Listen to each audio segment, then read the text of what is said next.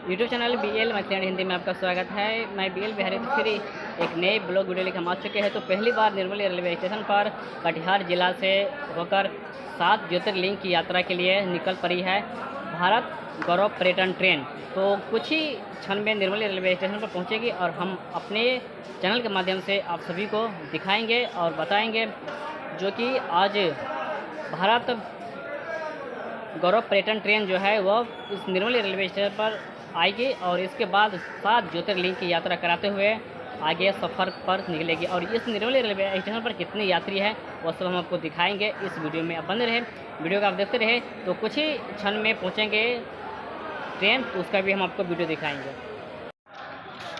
गाड़ी संख्या 00978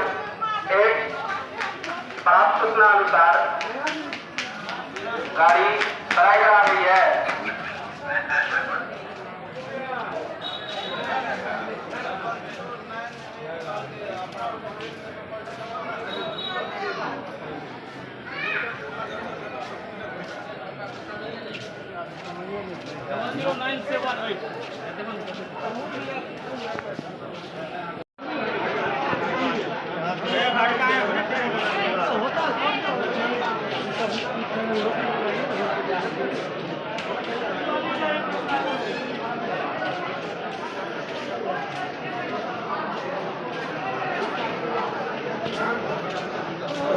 यहाँ पर आप जितने देख सकते हैं जो कि सभी यहाँ पर 7 ज्योतिर्लिंग की यात्रा पर निकलने के लिए यहाँ पर तैयार है। सभी यात्री स्टेशन पर आकर रुकी हुई हैं।